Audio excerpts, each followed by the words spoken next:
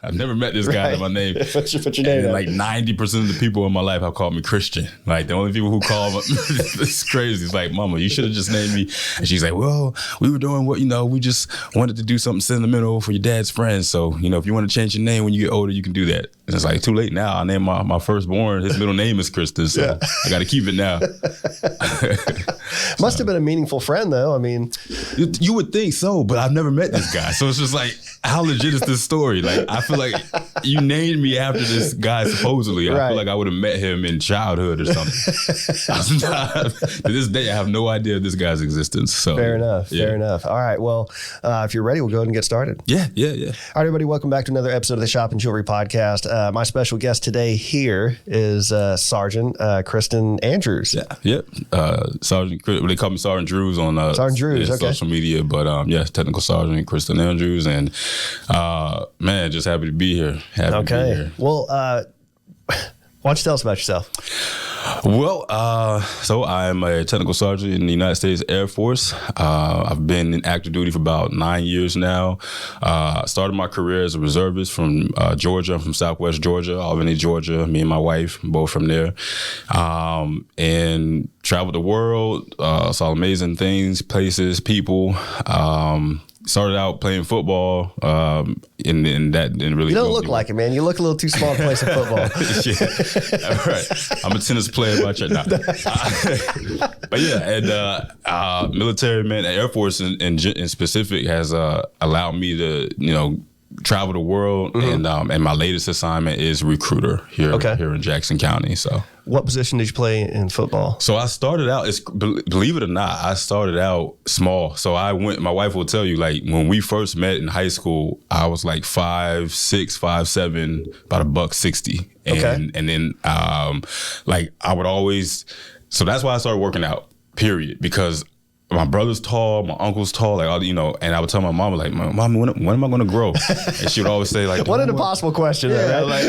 And she's like, don't worry, you're going to grow. And I'm like, man, I'm 16 years old, 17, like, I'm still, So I was just like, you know what? I'm just going to accept my fate. I'm going to be about 5'7", but I'm gonna be as wide as I am tall. Like, I'm gonna go to this gym. So I started lifting weights and playing football, and that's where that came from. And then all of a sudden, like crazy, I just remember like one summer, like I just my voice got deeper, my chest got broad, and I thought like I was scared. Like I actually thought you might have a medical condition or something. Yeah, I thought so. Like I thought it was. And I wasn't really educated with I thought like even like STDs, I thought that I didn't really understand how that happens, like how that, works. Because I was a virgin. Like, so I'm thinking like, man, I caught something in the air from somebody who, so it's just like my voice is, dropping and changes down there. So I thought that's what it was. And then, crazy story.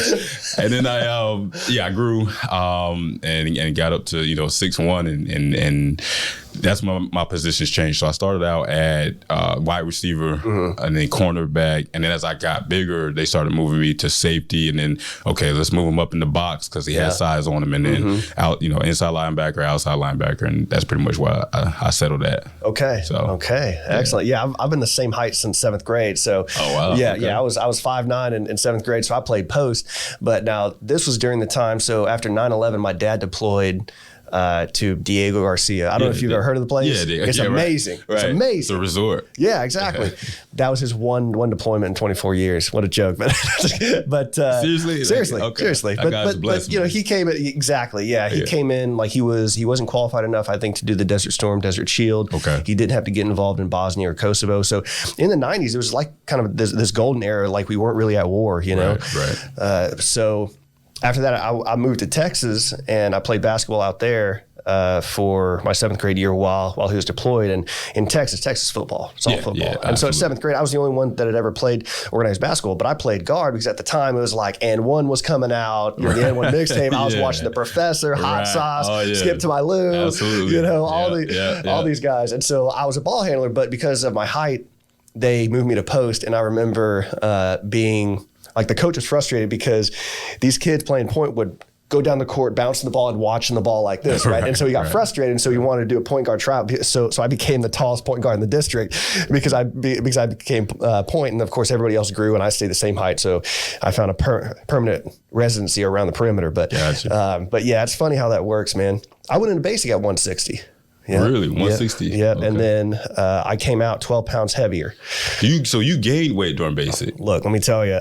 So my dad was a power lifter, bodybuilder type of guy. And so he told me probably to go in and eat. Get the calories because they're going to work you. And so I was, peanut butter went on everything. I'm sure. So you were prepared. You knew what was coming. Look, the best advice, and this might be some advice you might tell some recruits, don't volunteer first. Right. Don't volunteer last. Stay middle of the pack. Middle of the pack, yeah. My fifth week, the TI stopped the flight and asked me if I was supposed to be in this flight. Yeah. And in that moment, I was like, I won. I'm almost out of here. He didn't even know my name. He didn't even know your name. Yeah, you want that. You win basic military training. Yeah. Absolutely. Now, I got pointed, singled out from the jump. Like the TIs, they saw You're me. Going to, yeah. Yeah, they were like that. Like that's the. You're target, probably dorm leader, right? So funny story. I was supposed to be. So what happened was we were in transition. Like there was a prior TI, we had our original TI. He picked my friend, whose also name was Chris, as well, to be the dorm chief. And he was leaving out though, so we had an incoming new training instructor, and he picked me. Like he was redoing everything, and he was just like, "Yeah, I want Andrews to be my dorm chief." And then the old TI was like, "Well, it's your show. You can run it like you want, but actually, I already had Chris over here. He's already So they stayed. That's so relatable to like active duty, like. right. That's exactly how that That's goes. Exactly how it goes. Yeah, it's your show. Yeah, it's your show. I strongly advise. It would behoove you, right? Yeah. Exactly. That's the word. Right. Yeah, that's what happened. It's like passive aggressive, just strong arm. Yeah. So that's what happened, and I ended up being the fourth element leader. But essentially throughout the entire process, I was kind of like the de facto dorm chief, if you will. How tall were your element leaders? Because so you would have been on the right side, which you should have been the shorter side, right? So you must have taller tapped all the way to the left. Right. Oftentimes, right? So no, but we had some tall fellas. I was going to say, if you were, because normally they organize them in that way, right? Right. So we had a 6'8", 6'8" guy there, 6'6", and then 6'5", and then me. So it went 6'8", 6'6", 6'5", and 6'1". So were they drafting recruits at the time? My goodness, it's just the way it worked out. But I remember that the whole basic military training experience for me was I loved it, but there was like so many stories that came out of that. Like I actually did get kicked out of the Air Force at basic military training, believe it or not. Just quick story. And it's just other stories like this. So I used to have a temper, and this is why football was like, my go-to, and then working out was like my go-to. Because I had like a lot of pent up, issues with childhood or whatnot at my dad at the time, and so it didn't take much to push my buttons if you knew how to push them. Yeah. Outside of that, I remained pretty quiet and reserved to myself. But one night, I don't know if you remember EC duty. Oh yeah. Okay, so I was on EC, me and another guy, and it was lights out. It was like 5 minutes prior to lights out at the time. So I'm doing my rounds, and one of these guys, he was from Mississippi, I believe it or not. He's talking to my EC partner in the bathroom. And so I'm like, hey, 5 minutes till lights out. And I come back around again, and it's like 2 minutes. I'm like, hey, y'all need to be wrapping up. It's 2 minutes, like lights out. So I remember walking away, and as I'm walking away, my EC partner goes, hey man, Andrews is right. Like we should probably get, I got to get back on duty, and you should probably, go to sleep. And I just remember like hearing him say, well, I'm not afraid of, that, explicit word. And I just once I heard that, he couldn't see me because I had the way the bathroom was situated was, it was kind of it was like a dorm room, and then you had a hallway. So I'm in the hallway, so they can't see me, and I'm just listening, and I heard it. Once I heard that, I kind of turned back around, and honestly, I was just going to like say, you know, what did you say, and confront him. And it was just all going to be conversation. My temper didn't rise until I walked back in the room, and he looked at me, and he looked like he had seen a ghost, like, oh, he heard that. And then for some reason, once I saw that face, I got even more upset, and I just like charged him. Just saw red, charged him, blacked out. When I came to, I don't know if I should be telling this story, but this is what happened. There's blood all over the wall, and there's blood on the floor. And I'm looking like bewildered, like I have no idea what just happened. And my EC partner is looking at me, and then the guy, I don't want to say his name, but he's from here. He was just screaming and holding his knee and screaming like in pain. Like, so the TI comes upstairs, he's like, you know, what is going on up here? He sees the blood. He's like, and he's like, oh my God. Like, he starts panicking. Like, you think he's more upset about having to do the paperwork that followed? That's what it was. Because actually, so at that time, like it was a string of trainee on trainee violence that was going on. And so it was an issue. It was an actual issue. And so the section at the time, like, I don't know if you want to call him section chief or section supervisor, whatever. He was an officer 03. Yeah. The captain was he was like, get him out of here. Like, he was pretty much like, you know, this is the hot topic right now. Yeah, you're done. You're done. Yeah, get him out of here. He's gone. So I was told to pack everything. And so in my mind, I'm just like, I cannot believe that just like that, my whole experience in trying to get into the Air Force is over. It must be frustrating too for you to not actually be able to recall it, and so you can't have this moment of like reconciliation with it, like kind of go back and say, could I have done something different, because you have no idea. Exactly. And that was the first telltale sign that, you know, I had issues, because this will come into play later in my Air Force career, this anger issue. But, you know, being a kid back then, I'm not processing that. I'm just like, oh, well, stuff happens. So I'm packing my things up. The next day, I'm in my blues. I'm waiting for the bus to take me to the out processing. So if you had your blues, you were in like probably what, week 4 or 5, like you were on the latter half getting ready to graduate. I want to say it was week either 4 or 5. Yeah, week 4. I think it was 4. It was week 4. Yeah. Had you gone through the Base X thing and Warrior Week? No, so when I went through, it was Beast. Basic Expeditionary Airman skills training. Yep. So I hadn't gone through Beast yet. So it was like right before. It must have been 4 then, week 4. Yeah, week 4. It was 4. And you guys were on 6.5 week or 8.5? We were 8.5. Okay, yeah. Oh, well, then it could have been 6 or 7 then. Yeah. So I think Beast Week was week 6, if I'm not mistaken. Okay, well, we're at 4 or 5. Sorry. Sorry. So I got all my stuff. I got my duffel bag, and I'm formulating a scheme in my mind, like, because I can't go back home to mama and tell her, like, I failed, right? Like, she's like I got 9 brothers and sisters, and we're all from the like same batch. So and my mother like raised us, you know, to respect each other, respect everybody, to do your best. And even my pops, man, like, he was a Marine. So like the one thing I did like take from him that has stayed with me even to this day, regardless of our past issues, was your last name's on everything, not your first name. Like, you're representing your last name. So I feel like a failure because the Andrew, like, I had like disowned, you know, a legacy, I feel like. So I'm formulating a scheme. I'm not going to tell her that I got kicked out of, you know, BMT for Air Force. I'm gonna link up with a Navy recruiter when I get back to Atlanta, and then I'm just like, right in my mind, I'm like, I'm gonna lay low, live with my brother who lives in Atlanta, and then get a ship out date for the Navy. Not really like connecting the dots. Like, man, this is probably going to follow you. Like, if you got kicked out of a boot camp for a branch, a service, it's probably going to be on some type of record, you know, some type of you know, paperwork or whatnot. But again, you know, I'm not thinking that in my young mind. And I just remember being at the bus stop, and I see my TI like running out, full sprint towards me. And so he gets up to me, he's all out of breath. He goes, Christen Andrews.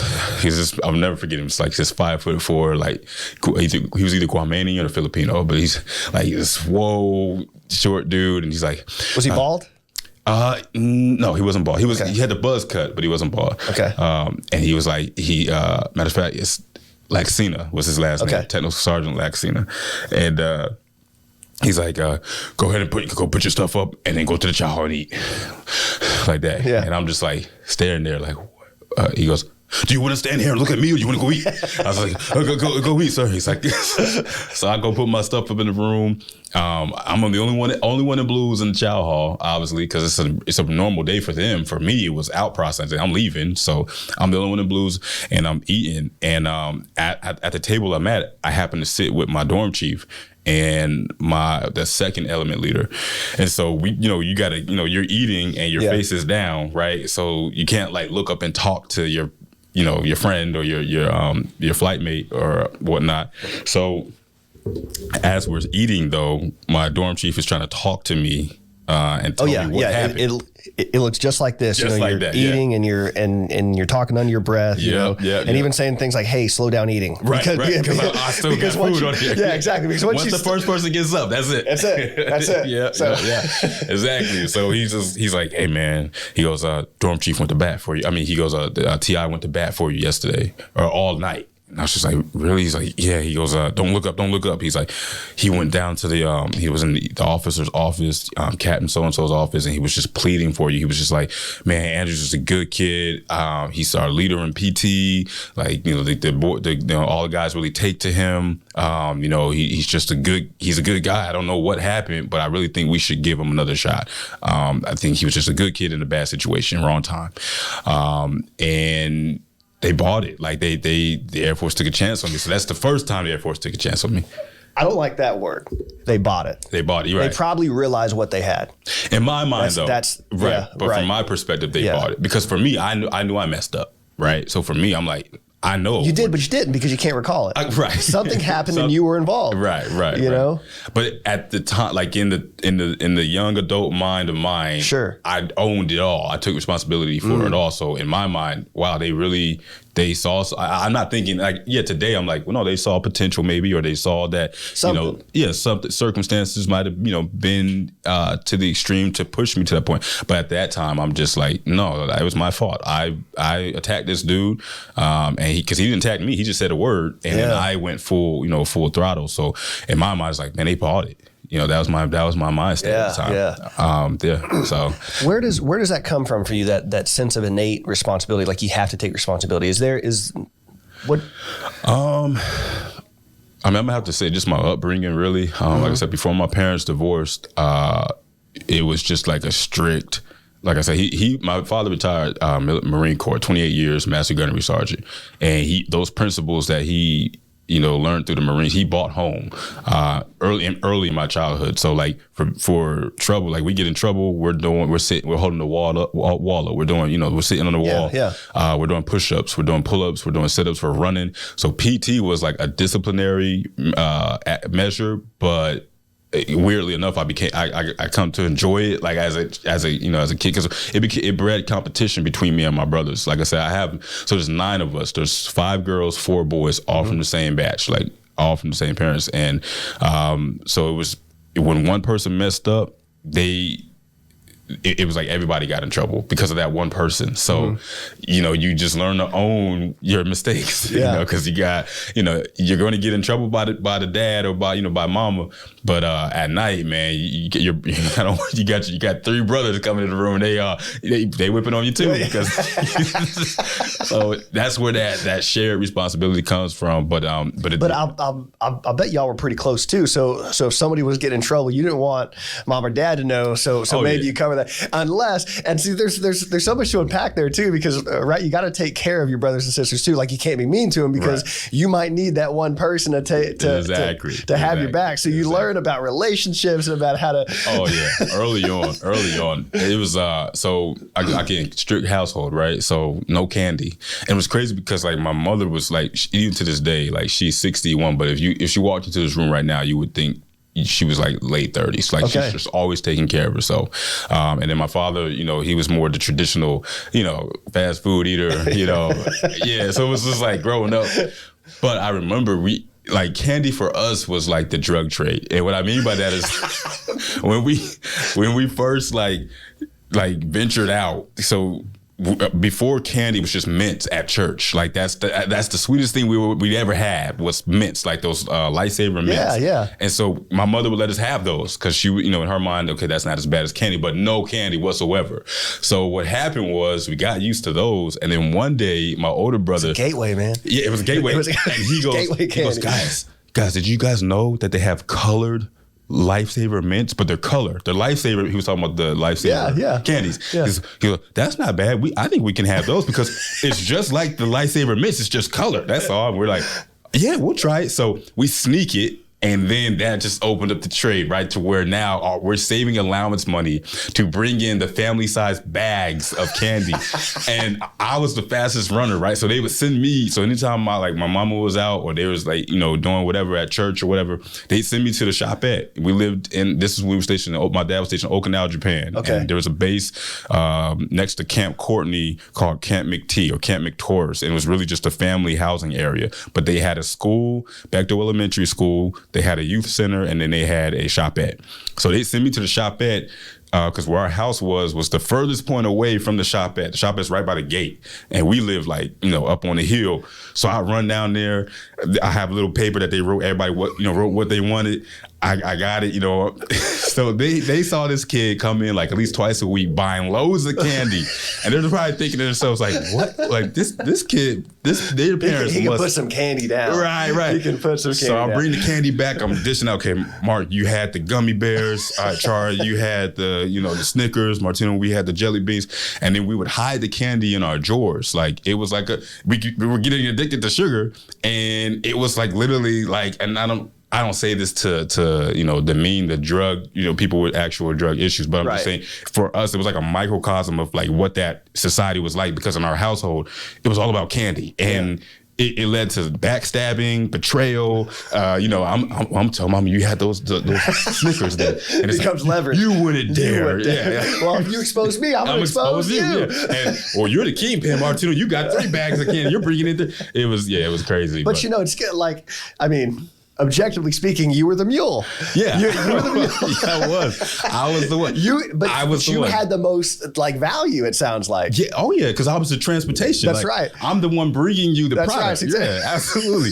And I remember. Say what you want, but if you keep talking, maybe I don't bring something back for you. Maybe the transport lines just stop. They just dry up. Maybe the routes just divert. It just happens. It just happened. And I remember one time we had a big order, right? A big shipment, quote unquote, right? And we're like, okay, we're going to wait till they go out. And it was a Thursday. I'll never forget this. It was a Thursday night. My parents would try to do this thing like date night. Yeah. And so they went out Thursday. And as soon as they left, like we tried to leave as soon as they left. That way we knew we had way more time to enjoy our candy and watch TV, like the Channel 8, AFN, right? That's what we'd do. And so I remember they left. I waited about 10 minutes to make sure they're gone. And I jet off to the shopette, right? I get the candy. And this was a large shipment this time, man. So I got about, at least 8 bags of family-sized candy, candy in my hand.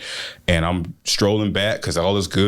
They just went out. They should be gone for a couple of hours. The world is golden right now. Yeah.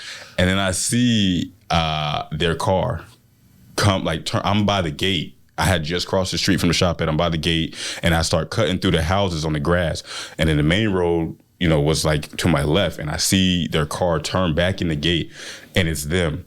And my heart starts racing, right? So I'm hitting a 4-3, right? All the way back home.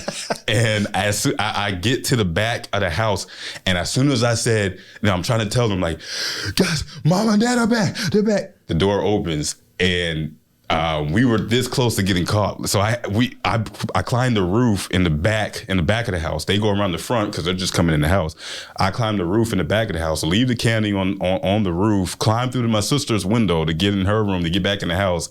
Because I guess they got into an argument, and they were pretty much like, date night is off. We don't want to talk to you. Yeah, I'm not taking you out. Yeah, that's what happened. So our cover was nearly blown at that time, but we were able to keep the candy trade going for a couple more years.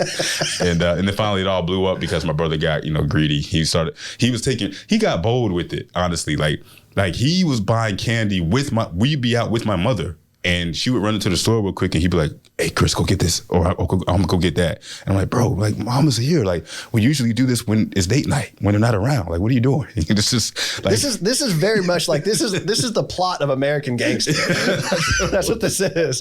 You know, a family member gets a little too greedy. Yep. You know, or your partner gets a little too greedy. He blew it up, man. You know, we had a good thing going. I know you're being too loud in here right now. Right. You know, we got to keep it low key. So that's what it was. He was and like I said, he's the oldest, right? So he was kind of the quote unquote kingpin. Like he, you know, controlled the distribution of the candy, who was getting what. You could trade candy, but only if he approved it. It was a whole system. We had a whole system down, and he got greedy and he was taking risks, and he decided to buy candy while my mother was out with us, and she came out and saw him with the candy in his hand, and that's when it all blew up. So then she started checking behind drawers, and then all these wrappers, months of. I was just wondering, like how are y'all getting rid of like the candy wrappers? So we hid it in our drawer. I would eat the candy, and then basically we would do PT. Like I said, like strict, you know, family. We got to run every morning for calisthenics. Really? Yeah. So I would just take the trash out in the morning, like volunteer to just take the family trash out. And you just dump everything. I would just dump everything, and man, yeah. Look at you. So it was a system, man. It's pretty sophisticated. Yeah. Okay, so let's get back to basics. So you you got back in, finished basic, right? And did you pick your job or? So I got back in, and then I told, like, I had said a prayer, you know, to God. I was like, if you let me get back in, like, I'm gonna dedicate the rest of my time here to like being my best self. So I pushed myself, and I actually graduated as an honor grad from basic training. And then, so like I said, I went in reserve first, right? So I already knew my job prior to coming to basic training. Right. I just didn't know what it was. And do you remember that day where you had one day to ask the TI anything? Yeah. And now you could actually talk like human beings. And right. So people were asking him what this job meant, what's this job and what's that job. So I asked him, I was like, you know, sir, Training Andrews reports order, what is 2T2X1? It's like air transportation. What's that? And he goes, I have no idea what that is. I was just like, oh, great. Like, I'm thinking like I'm gonna travel with planes. I'm gonna see the world. And cargo. And then it wasn't until I got to tech school, which at the time was in San Antonio, was at Lackland. I realized that I would not be. The loadmaster was the job that I should have got. You were getting everything to the point to where it would actually take off, but you stopped at the ramp. Exactly. Yeah, you stopped at the ramp. Right. Yeah. And once I realized, like, wait, we don't get on the plane. Like, so no, we bring the cargo on the K loader, and then the loadmaster spots us up to the aircraft, and we give them the cargo. Oh, and then after to get the cargo, then we go on with we go with them, right? No, you just go back to the K loader and you just go back to your shop and do it again. Like, well, when do we get to fly with the plane? It's like, no, you don't. Nah, dog. You don't. That doesn't happen. Like, you're not getting it. Yeah. Like, wait, what? Now, luckily as a reservist, because in the reserve world it's a little different to where they can be like, hey, if your commander's cool with it, like, yeah, man, you come on with this on this next trip. If if they'll cut you, orders, you can come with us. And I was able to experience that. That's awesome. Where all have you been? And that from that relationship, it was like local missions. Okay. So in the United States, Charleston, South Carolina. Okay. Old Chucktown. I love Chucktown. Oh yeah, it's a good time. Beautiful. It's a good time, Chucktown. Yeah, Norfolk, Virginia. Yeah, it's pretty local area or regional United States, if you will. That's another good town, man. People don't realize Norfolk is a really good time at night on the weekends and whatnot. It's a great downtown area as well, and of course you always have ships in the backdrop out there. Yeah, beautiful. Yeah, that's awesome. No, to this day, man, Charleston. I've been trying to get to Charleston since I've been active duty. Like my wife will tell you, I've been trying to get to Charleston just from that experience. I was there 3 months. Yeah. And oh my God. Beautiful out there, man. Beautiful. Like just gorgeous weather. And you're closer to New York City if you want to get out there, DC, which there's weeks worth of things you can do in DC. Absolutely. And so that was it for that. But active duty, deployments in TDYs, I've seen amazing places. Yeah. So that's why I said, like, the Air Force really was all I've known my adult life, really. When it comes to, just like I said, that they took when they took a chance on me in basic, and then another situation would happen later on in my career when I was in Turkey. But both times they said, let's just give him the help he needs and keep him in. And by matter of fact, like my commander in Turkey, after the situation went down in Turkey, he was like, no, like they were like, get him out. Like this is just cause to kick this airman out. You know, I'm senior Airman Andrews at the time. And he was like, no, like we're going to send him to a therapist. We're going to crack open and get to the root cause of what's going on with this young man. Mm-hmm. And they did that. And ever since then, I've just, like the Air Force is really, I don't want to say it saved me, but in so many levels, it's helped me just be successful at life. Yeah, I had a situation that I've talked about before where when I was in aircraft maintenance, I was crewing a C-17 and I was the head crew chief out there at the time. And at the time I was, I'd just come over from C5s where I was a flying crew chief and then now C-17s. And not everyone gets to do that job. That's like usually 10% of the unit population is allowed to do it. Yeah. So I was a pretty good mechanic, and I was a mechanic when I was in high school too. So it came easy to me. You know what I mean? You were natural. Yeah, exactly. And so I was out there pretty confident. I knew the jet really well. And there's a flight crew out there testing like lights because they were doing a pre-flight, right? Mm-hmm. And so the fire T-handles for the engine would not light up. And so these T-handles are things that you pull, and when you pull them, they shut down the engine. Okay. So in case of a fire, they'll light up. And so the first thing you do is you pull those and it shuts off the fuel to the engine, fire goes out. But then what it does is it arms what's called a squib. And a squib is a pyrotechnic, little like a 22 caliber kind of, bullet that fires into a rupture disc that allows pressurized fire inerting substance to go into the engine. So if there's a fire, you can put it out in flight, right? So all I had to do was pop the cap off of this T-handle and replace some bulbs. No problem, right? Okay. So in order to do that, you had to pull the T-handle out. Now, there's no problem with that. The engines aren't running. But of course, what that does is arm those squibs. Right. Now, the circuit breaker I-15, and I still remember this, if I were to pull that out, it de-energizes the system. So I could press those buttons, all day, nothing happens. Right. I didn't. I got lazy. And I thought I was a little cocky. So I pull it out, pop the cap off, put the bulbs in, go to put the cap on, got it on, no problem. And so I carefully go to push it back in. Now, I've got experience with those handles because I was engine run qualified. And so in the simulator, you actually have to train and you get a simulation that there's a fire, so you have to pull it. And when you turn that handle to fire those squibs, you turn a pretty good deal. Okay. Apparently it's not the same on the plane. Okay. Because my hand was supported and it slipped and it turned a bit and I heard a pop. And then on the annunciator panel, it said number 1, engine bottle out, something to that effect. And in that moment, I was in denial because the pilot was like, you just fired the fire bottle, right? Well, the plane's done, And so I was like, no, I didn't do that. Because in my mind, I'm like, I am not going to be the one responsible. Right. That's not me. That's not you. That's not a mistake I make, Right. And so I go out there and there's like, the people on the ground heard it and they're around the engine. And then, there's like mist coming out from the engine. I realized what had happened. So I write the job up and then, I call supply. There's 0 fire bottles in the Air Force inventory worldwide. Oh, now, when I say worldwide, because we can pull from like the UAE has C-17s, the Brits, the French, the Australians. There's 0 on planet Earth. Okay, there were only two C-17s that were operational at Travis at the time. The other one was a reserve crew. Okay, so you'll appreciate this. They're brought in to do their training, and if they don't get their training, they're not current, which means those people cannot fly and support the mission. Right. And there's 2 crews worth of people on this plane because they're all going to get their time. They were brought in, they're paid per diem, meals, flight pay, all this stuff, right? But the mission has priority. So guess what happens? The mission moves to that plane. So that reserve crew's bumped off. They don't get their training. They still get paid. So the Air Force loses out on, we're not talking about a $120,000 fire bottle at this point. We're talking about hundreds of thousands of dollars that I've cost them in this moment where I could have just simply pulled that circuit breaker. Wow. So I get off the plane. I go in, I find my chief. I said, we need to talk. It's very important because he was walking down the hall the other way. And I said, look, this is what happened.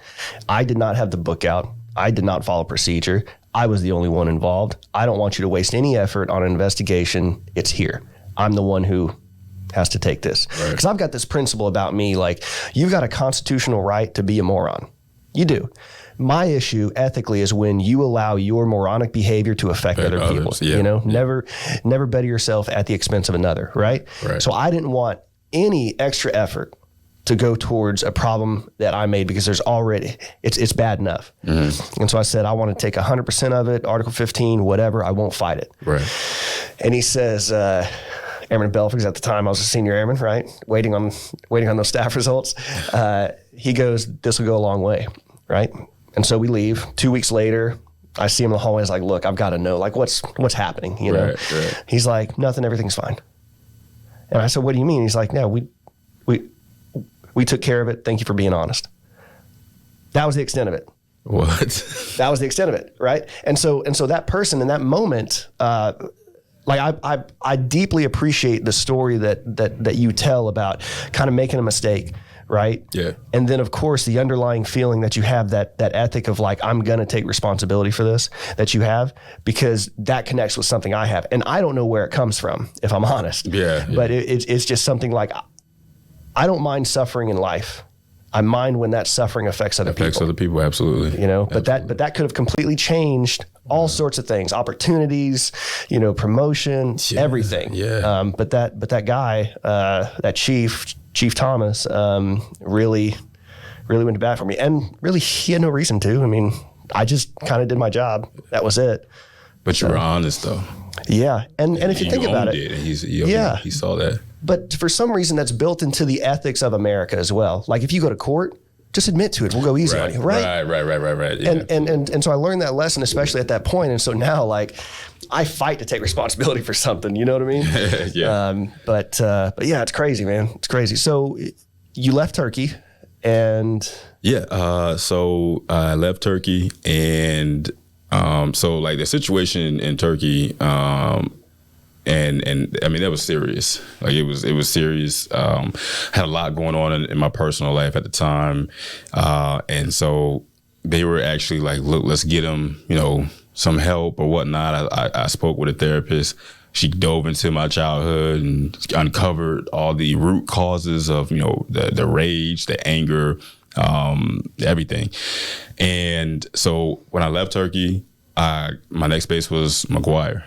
In New Jersey, Joint Base McGuire. Mm-hmm. And at this point, I had decided that, you know, the Air Force is taking enough chances on me that I'm not worthy to be in the Air Force. Like that was my thought process. Like, sure. You know, like I'm coming back, you know, I have an Article 15 from Turkey, but I should have been out. Open shut case. Should have been out of the Air Force. So at this point, I'm like, you know what? I've dishonored my family name, right? The Andrews, and just the Air Force isn't for me. I don't deserve to be in the Air Force. So I'm just going to finish out my contract. At the time, I had a year left. I'm going to finish out my contract. I'm going to keep my head down, do my work, and make that transition to the outside, and you know, utilize my post 9/11 GI Bill and all that that I thankfully still had. You know, yeah. And so I get to McGuire. I remember when I in process, you know, you got to have that meet and greet with the commander and the chief. And they just, you know, so I'm doing my initial orientation, the meet and greet and whatnot. And so they see like the 15 and they're asking about, they're just like, hey, you know, Airman Andrews, we just wanted to, you know, we've been observing you like since you first got here, for the last couple of weeks or whatnot. We've been hearing nothing but great things about your work ethic, your personality, and then we're looking at this 15 and it just doesn't match up to us. Like we're just wondering, we want to hear your side of like what took place in Turkey. Because you don't seem anything like the verbiage here on this form. So I was just honest with everything. I just told him, you know, everything, you know, the anger. I mean, I went so far back even to basic training. I told him that story.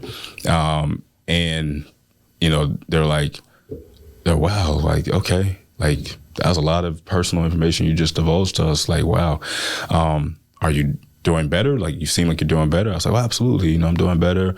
And they're like, are you going to stay in? Like, you know, I know it's coming up to your DOS. I was like, no, so, you know, I think I'm going to go ahead and transition. They're like, okay, all right, okay, well, you know, we're here to support you. And we just want to let you know that we don't see you as, you know, your past. To us, we only care about what you are today and what you are going to be in the future. That's huge, man. It was everything to me, because in my mind, it essentially wiped the slate clean. Like I felt like that cloud was no longer over me in leadership's eyes. And so I was able to work and learn the job and get more proficient in the job, free of any outside influences. People don't realize how important that is. You know, if you feel like you have to always have top cover of your work, you're doing more than just the job. Right. You're working more than that. You know what I mean? And that's something that I think is not talked about in a lot of PME is like, you know, as a you know, leader, as a manager, like one of your jobs, because you may not be doing the tactical everyday things, but what you should be doing is creating an environment where people can just focus on those things. Absolutely. You know, and it sounds like they knew that, and I'd say you were lucky to have those people who understood that. Absolutely. It was the perfect situation for me at the perfect time, and that allowed me to just kind of start over in my mind and be able to continue. And so I remember shortly after that, the commander, I mean, this guy, he was a master at just being a motivator. Okay. And an inspiration for people. So I'll never forget this Colonel Barry Flack. At the time, I believe he was Lieutenant Colonel. Okay. Barry Flack. And then my chief at the time was Chief Darius Drummond. Right. Okay. So Chief Drummond and Colonel Flack. So they kept saying, like, he kind of, the commander was like, hey, we got this deployment coming up, and I know you're getting out. You know, I understand that. I'm on your team. I'm just saying you can put some extra money in your pocket. So look, you don't got to re-enlist. Just extend for the deployment. Get some money before you. And I was like, that's not a bad idea. Yeah. Like, you know, I could, save some extra money before. I said, okay, yes, sir. I'll go in. Good hookup. Right, yeah, got me the deployment. So then I deployed, come back, and then I remember when I came back, I was in processing, and the Chief Drummond was out processing, or he was either out processing or he had already out processed, but he came back to like get his family or whatnot. Yeah. Either way, we see each other in the hospital, and he goes, "Hey, Andrews, what's going on, man? How you doing?" You're talking. He goes, "Are you still getting out?" Or I was like, "Oh yeah, so that's the plan right now." He goes, "Okay." He said, "But you studied for staff, right?" Because at that time, testing cycle had came up. I said, "Yes, sir, I've been studying." He says, "Okay, all right, man. Well, how do you feel?" I was like, "I mean, we'll see. We'll find out, right? Yeah, we'll see." I was like, I know we'll see what happens, but I think I did everything I could do as far as studying and preparation. So the results come out, I make staff. And no big deal. No, right. No big deal. Chief Drummond was the first person to because at this time I think he's at Turkey, and so I'm at McGuire. He's at Turkey, and I think he was the 728th Air Mobility Squadron's chief. Okay. And so he writes on my Facebook page, "Congratulations! We were just talking about this at McGuire." Yeah. And like everybody like called me like, "Bro, Chief wrote on your page, bro." And yeah, like because he's a big deal, and he's running this Airman, staff selects page, and so that. At that point, I was like, like maybe I can do this, Well, I'll tell you what, he wasn't the highest ranking person who's called you out, especially recently, and we'll get to that too. Right. We'll definitely get to that. But yeah. Yeah, but at that, so at that time, I'm like, man, if Chief Drummond like congratulated me on making E5, like maybe I can do this Air Force thing. So I decided to stay in, right? I go ahead and re-enlist, and a mentor of mine, David Meredith, he's Sergeant Meredith, he's actually in recruiting now too. And we're both 2T2s. So we're both air transportation. Oh, that's awesome. And this guy, he's like, so it's crazy because I'm older than him, I think, by like, I don't know if it's like a couple months, but he's like my big brother. Like just because his job knowledge and then just life experience is just he's wise beyond his years. When it comes to mentorship, like the age, like that, there's not a sequence of mentorship. There's just not. There's different mentors for different things. You know what I mean? So yeah. So that equates to our situation. Yeah. And so he was just kind of staying on me, and I like him because he'll tell you straight up. If you're bad, he's going to tell you. You need that. Yeah, because I didn't know I was bad until he told me I was bad, and that made me want to change. And so I re-enlist, and now I'm taking pride in my work. I feel like I've been rejuvenated. You know, I have this redemption quality about me, about my mindset, and I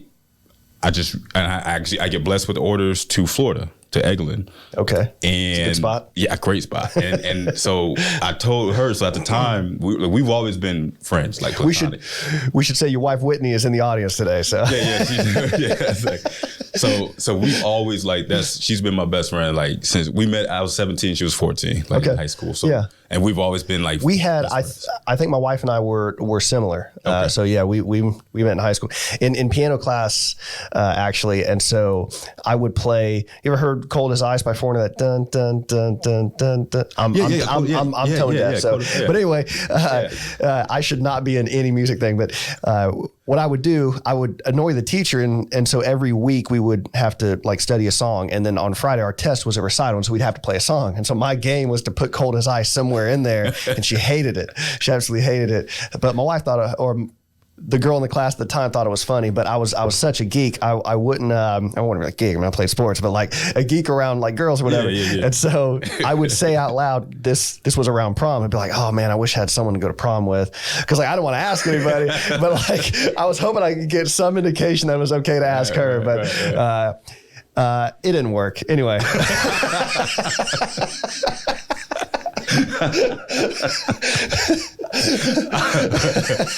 So anyway, Eglin. Yeah. You were talking with Whitney about it. Okay. Yeah. So, we've always been friends, and recently, I had tried to, because even back when we were kids, I tried to date her, but for whatever reason, she would always just be like, no, I don't want to mess up our friendship, right? Every time. We're talking about... You friend zoned him? Oh, yeah. Yeah, repeat multiple times. And she was, so I really started to believe that maybe we just really should be friends. Did she ever say things like, well, if you were 6'1" and, maybe a little, maybe a little muscular? That's what I didn't get, because when we were met, I was 5'7"? Yeah, she was 5'3", but...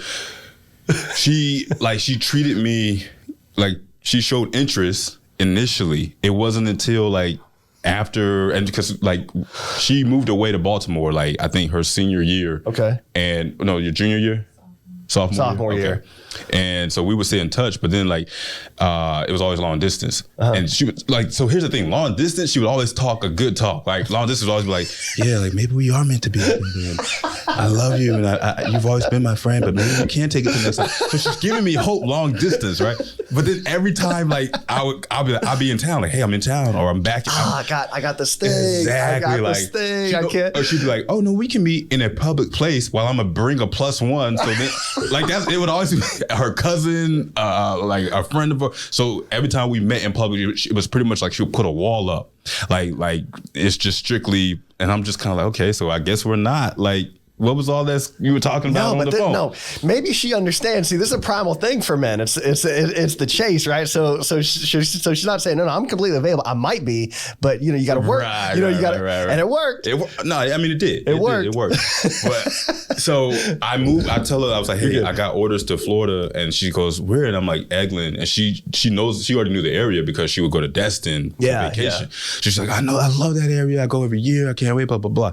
So I come down to Georgia. I see her. I visit her. It looks like, we might be on to something here. And I think something happened to where I met someone else from Jersey still. And then we kind of rekindled that relationship. And I flew her out to Florida. And so a couple months later, she calls and then she's talking to me. And honestly, I feel she was involved with someone at the time. And I feel she was involved with this guy for years. I'm talking over a decade. And so I'm thinking she's not going to, this situation is never going to be resolved. So I told her, I was like, look, she was reaching out because I guess she had made a decision that I don't want to be with this guy anymore. She reached out to me and I was like, yeah, no, I'm not going to fall for that. Because the minute I give my heart to you, you and so, you know, are going to be like, he's going to be like, hey, maybe we should work things out. And you're going to be like, well, I have been with you for 10 plus years. And, you know, so I was like, nah, you know, I'm actually seeing somebody right now. And I just don't think, you know, I think I'll always be friends with you. So I actually turned her down. The tables are turned. I flipped the table one time. And so, but here's the thing. She's crying, right, on the phone. She's just like, okay, I respect your decision, but I just know you're going to be my husband. And then at the moment, I'm like on the phone, like, did you not just hear what I just said? Like, you're not going to rob me of this moment because you've been turning me down for years. I finally get to flip the tables and you're going to tell me that it's fine. You're still going to be my husband. Like, she literally said that. She was like, you're still going to be my husband. And she's crying as she's saying this, but I understand how you feel right now, but you're still going to be my husband. Oh, and I'm like, fantastic. Okay, whatever. And like, I'm like, all right, cool. Well, you know, good talking to you. Hang up. And that was what, 2018? Yeah, and in 2020, like, we get married. It's like she was completely right. So that situation, obviously, the relationship with me and the what a great story. The young woman from New Jersey didn't go anywhere, and her situation, you know, dissolved, and I was deployed. I was in Afghanistan in 2019. Okay. And in the summer of 2019, my birthday, 2019, she reached out. She said, happy birthday on Facebook. And then we started talking kind of on and off from there. And then the summer things started to get serious. And then that's when I called her. I was like, hey, like, it's now or never. I'm like, we're not getting any younger. Like, we've been doing this back and forth dance for decades now. Like, let me get back. I said, look, no pressure. When I get back home, let me take you out on one date. Because I've never taken her out on a date. So let me just take you out on a date. Yeah.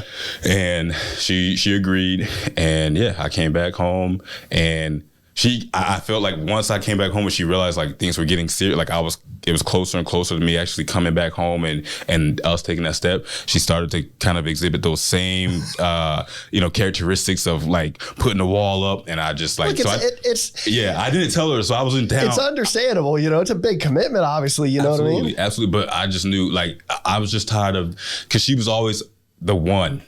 No matter who I was with, it was always like in the back of my mind, I'm always thinking like, man, like things would have went differently, or maybe we would have been dating by now if I had said this, so I just, I didn't even tell her I was back in town. I just said, hey, because I think I had her address from when I was in Afghanistan. I had a package sent to her house. Football. She ordered a football helmet for me because I was playing semi-pro football when I got back. Mm-hmm. And so I was like, hey, can I send a helmet to your place? Because I didn't have an apartment. I gave up my apartment before I deployed. So she's like, yeah, sure. So I had her address already. And I just asked. I got to ask, was this part of a plan? For me, yeah.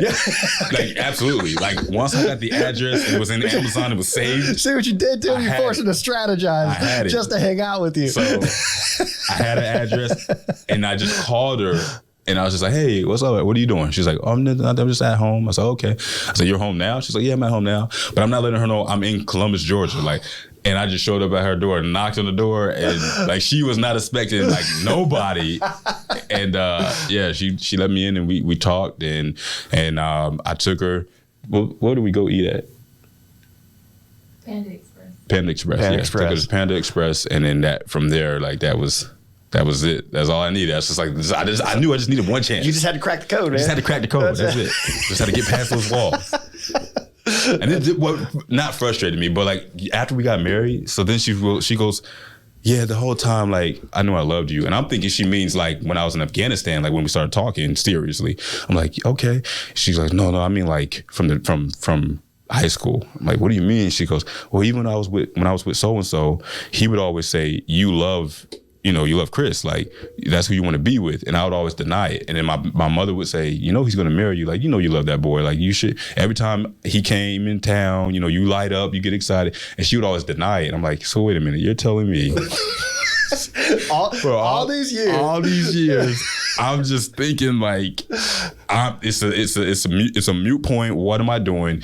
You felt the same way the whole time. Like we could have saved each other so much time, but it's all good. No, it is all good. And to be fair, I mean, you're young like that, and I don't know what kind of mentorship you got from your parents or whatever, but it could be the case that it was just a constant reminder, like, yeah, you obviously do want to get married, but it's a big commitment, and you really want to get it right, and so that was our vetting process. Maybe it just took a long time to get it right, even though time after time over the years she confirmed it. At the end of the day, look. she got it right. Yeah, you know? yeah. And she did. So now she has me. So you're in Eglin at this point. I was at Eglin. Okay. And what were you doing at Eglin? So Eglin, I was still 2T2, but it was a different mission down at Eglin. So the 7th Special Forces in the Army is down in that area. Yeah. They have their own compound down there. So my job, the joint inspection aspect of my job was highlighted there because we would joint inspect these guys' equipment before they went out on these missions, and they did like South America, Central America. They worked with the DEA for the drug missions and things like that. So it was like very high pace. When it was busy, but it was fast tempo. When they weren't going out on missions, we were just sitting there for the most part because there's no major cargo mission at Eglin. It's a fighter. Yeah, fighter and then testing. Yeah, fighter and testing. Yeah, testing primarily. Yeah, and you got fighters there, F-35s and then 22. So, and so I get back from deployment. I was in Afghanistan. Man, amazing deployment. Where at? So it was part of this, it's called the CMRE mission, which was essentially a group of us, like a small team of 2T2s. And I think we had a mechanic with us as well. And we were just fob hopping.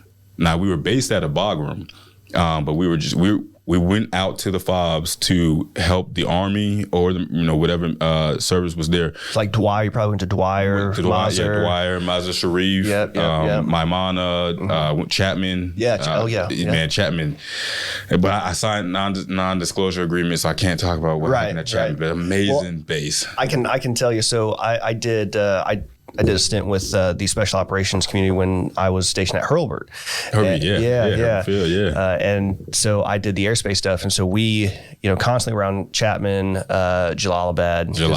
That's in the Nangarhar province. It's hot out there. Oh yeah. So we did a lot of kind of targeting and in that area and stacking assets over to watch people name targets, developing pattern of life, and to your point about the DEA, there's a lot of 3-letter agencies that work outside that you wouldn't expect that work outside the U.S., especially in concert with the military. But Absolutely, a lot of unique stuff out there. Yeah, and so you have more, obviously more extensive knowledge on that than me. That was my window to see that, but I can definitely see like how there's so many alphabet, agencies that work with the military outside of the United States. That was my first glimpse at it, being at Chapman and just seeing, the high level, just security, and then the assets, the high valued assets. And it was just like a whole nother world. This dude at Chapman, this guy was like had been 6'10". Just he looked like a Viking. He looked like a Viking. Yeah. He had like this Viking beard, like this chiseled face, and he was like at least 270, 280 chisel, but cut. I'm talking about, luckily he made it in a lab. And then we were in the cafeteria, and I just remember like being next to him. And like, I'm a big guy, and I'm looking after this dude like, oh my God. Like, so I just, how you doing? Like, say that. This dude looked down, like he had shades on, right? He had his plate in front of him, and he just like looked down at me, looked at me, and just like looked back, and I was like, oh, that's definitely a robot. That's absolutely has to be. Yeah, it's like, have you ever seen the picture of Shaq standing next to Yao Ming? Yeah. Yao Ming eclipses Shaq. You wouldn't think. It's outrageous. That's how that was. So that's exactly how that was. But so the mission in Afghanistan was just, we saw, so many amazing things, and we were able to help the mission out there like directly, and just so like the relationship with the sister services, I never experienced that prior to that point. So I do that. Did you work with coalition partners like NATO? The Australians, I think, are out at the Australians were so the Brits were at Shorab. Okay. At Maimana, we were with the Germans and the Dutch. Okay. And I'm trying to think. Now, what's funny about the Germans is that they don't go anywhere without beer. Oh, yeah. So like Mazar Sharif, like everybody's under General Order 1, but the Germans own that base, and it's beautiful in the spring because you have the poppy fields and everything, and there's still some snow up there. Yeah. Gorgeous. The country, Afghanistan is actually a gorgeous country. Look, around February and March in Bagram, you can look to the west and it looks like a ski resort. It does. Yeah. Absolutely. The mountains are. You wouldn't think that there's people just outside this gate that want to kill everybody on the other side. Exactly. Exactly. So, it's wild. It's gorgeous. Yeah. So so I come back from that deployment, and the funny thing is, during that deployment, they had tried to contact me about recruiting, but I guess they were using my Eglin email when I was deployed. And then by the time signals got crossed, but eventually I realized the last email I got from them was like, you have such and such time to respond to this email. We've been trying to contact you. They're basically yelling at you. Yeah. So I was like, yeah, I want this opportunity. I've always wanted to be a recruiter. Like since the recruiter who put me in inspired me to become a recruiter. How he dealt with me was just, Why? Like what? Because it does seem like, first of all, I've heard it's hit or miss. You know, if you're in a good area, that's very pro military. It's pretty easier. If you can be in an area where maybe it's not, then obviously it's going to be more difficult.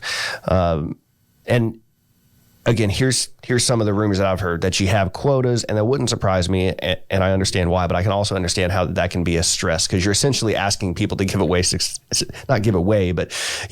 6 years of their life to something. So it does seem like a very difficult, arguably impossible task. Yeah. So what is it that you enjoy about it? Or that you thought you enjoyed about it? Because at the time you weren't a recruiter. Right. No, at the time I wasn't a recruiter. So the way my recruiter, his name is Technical Sergeant Brian Matheny. That was his title. He's retired now. Mm-hmm. Now he's just Brian with the long hair. He has this long, I call him Goldilocks, long luscious locks, grew out a beard, sailing in Florida. But it's a very bro-y thing to do. Oh yeah. For this guy, he I don't know, he saw something in me, and he was just able to connect with the why I wanted to join. And the whole process, he kept me informed. He was real. And I think I respect him so much because he was just real with me. He was just like, look, I'm not trying to sell you, anything here. I'm giving you the facts, and then it's up to you to decide with those facts what you want to do. Mm-hmm. And then I will help you, as needed. And I respected that, the fact that he did that. And I never forgot that. So for me, it's just being able to help individuals, right? Just to be able to be that person that can potentially help them into another situation, a lot of times a better situation.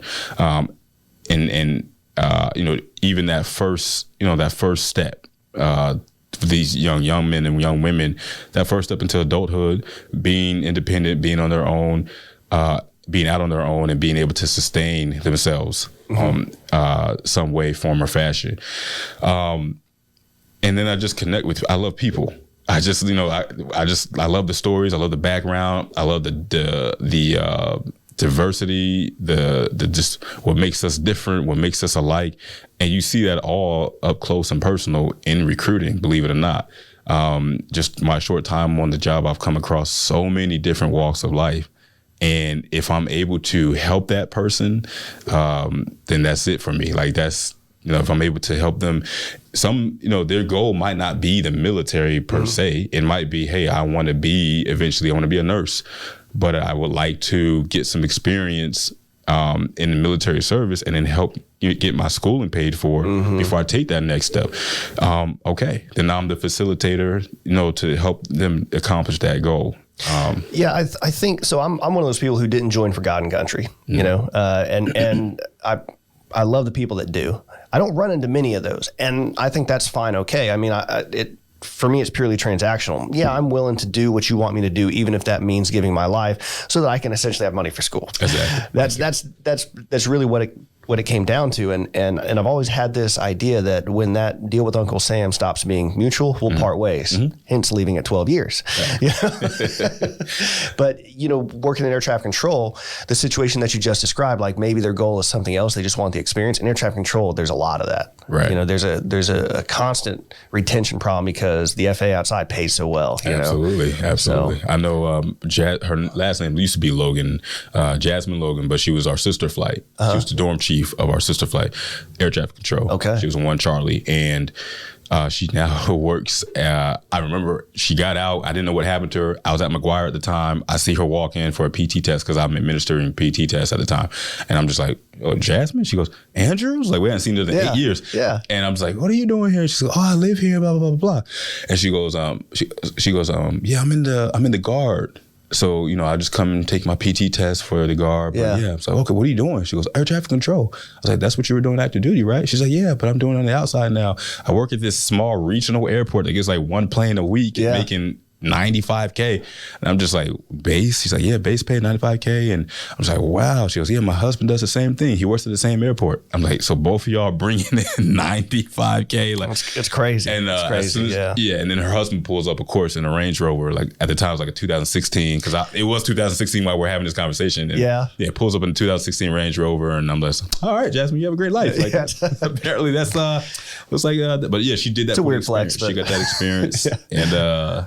Air Force helped her get that experience and the skill knowledge, and she was able to translate that on the outside. So look, I've got nothing but great things to say. I mean, I've got a lot of experiences in the Air Force, and again, 5 years, 50 countries. I mean, if I'm sorry, I'm still hung up on that. That's 10 countries a year. Like, that's think about this. So I would, I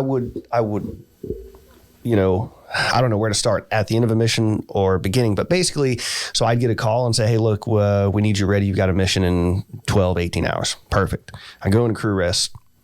I wake up 8 hours later, I'm alerted, right? Yeah. 3 hours and 45 minutes, I'm taking off. 8 hours later, I'm in Germany. That's crazy. And then I'm hanging out in Germany, maybe taking a train to Trier and, all that stuff. Yeah. Or my favorite mission would be, my two favorite missions, they were called channel missions. And they were channel missions. So any mission can be broken off for any other reason, right? Like I've gone and carried cargo into Afghanistan, and then we thought we were pulling cargo out and we have to reconfigure for an airdrop. Right. Or I thought we're bringing cargo out and now we're reconfiguring for a double aerial refuel back to Andrews because we have somebody who got hurt in action. They need to get back to Walter Reed. So we're doing an aeromedical suite. So we would go Travis, Norfolk, and we'd quick turn Norfolk, and then we'd be in Rota, Spain. And so in a period of like 18 to 20 hours from the time that I woke up, I'd be in Rota, Spain on the beach drinking sangria. Okay. 24 to 30 hours off. And then from there, we'd go to Sigonella. Yeah, Sigonella, yeah. Right? Yeah. So that's in Sicily. Yep. Great time. And that's nothing but a 4-hour flight. And then 24 to 30 hours off. The next day, we'd go actually deliver the cargo that we picked up in Virginia. Finally. So we're actually doing work that day. So we go to Sicily, to Bahrain, back to Sicily. We'd crew rest 24 to 32 hours. Next day, 4.5 hour flight to Rota. And then we'd stay there. And then we'd do a double trip back to Travis. And then we go the other way as well every week. So if you're at Travis and want to take a hop, you can do this. So you could go to Australia every week for free. So it's Travis to Hawaii. Okay. You get 24 to 38 hours off, right?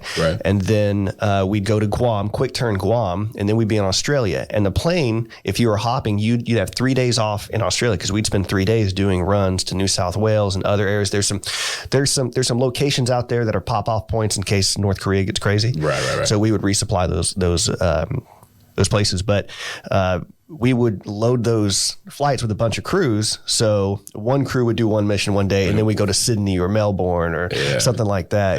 But swap out. Yeah, man, it's crazy. Yeah. It's crazy you can do all that stuff. And see, that's the life I thought I was getting to when I initially signed air transportation. I was thinking that, but the contingency missions that you guys do, and air evac, and even the channel missions, like all that whole world is just filled with endless possibilities for air crew. For sure, but I'll tell you this too. Like here, I'll help you pitch courier service as well as finance.